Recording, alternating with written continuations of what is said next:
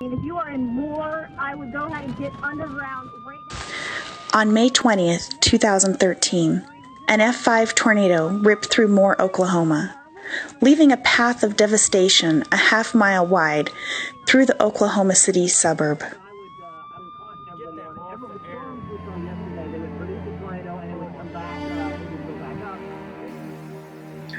I dropped Christopher off at school that day and yelled at, "Get out of the car." Yelled at all three of them. And he was in the back seat, he put his arm on my shoulder and said, "I love you, Daddy." I stopped and I said, "I love you too, Christopher."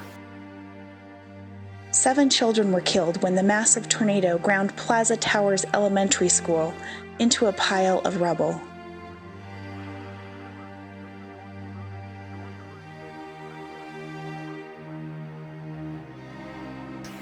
And I said, "It's okay, we can fix this." Because houses and things are replaceable, but people are not. And I remember saying that, not knowing if Ross had found Chris yet, because he was at the school looking for Christopher. But 9-year-old Christopher Legg was one of the 7 children who died. Police officer got on this pile of rubble and started screaming at everybody to stop. They had firemen in there that they were trying to listen, and then we were walking on the piles of rubble and that they couldn't hear. It's really great to hear that my child purposefully protected another child, just like he would have his own sister. It's just sad that I missed it.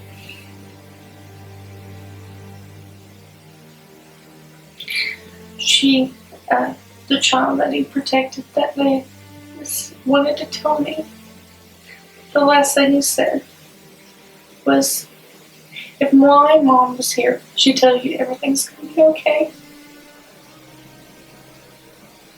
But the judgment call that me and my wife made was based on a false sense of security. It was based on an idea that schools are safe.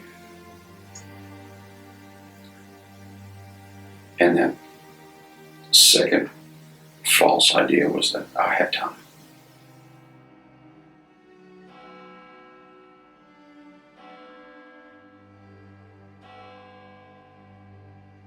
When I got up out of bed June 1st, and I said, "This can't happen to another family in Oklahoma. We know there's tornadoes. We've got to do something to keep this from happening again. I don't want another family to go through what we go through every day."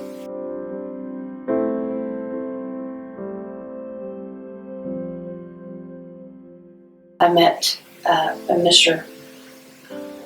Jim Haslin, and he's from Toad International, and he had an idea of having ballistic-proof shelters.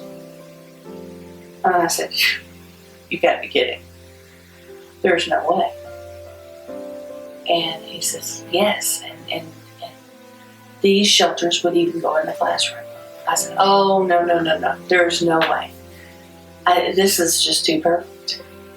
And he said, "Why?" I said, "Well, because if they're in the classrooms, everybody can dump in them quick enough that you would not just be able to fix one problem that most schools are faced with, but I know if you could fix 2. He said, "Well, yeah, the shooter." I said, "Yes, there's so many children that lost their lives at Sandy Hook just 6 months prior to our tornado taking my precious son, that this would be wonderful if you could pull it off." They did pull it off, and on Danny's birthday, August 31st, 2015, the first 7 ballistic storm shelters were completed inside Hilden Elementary School in Hilden, Oklahoma.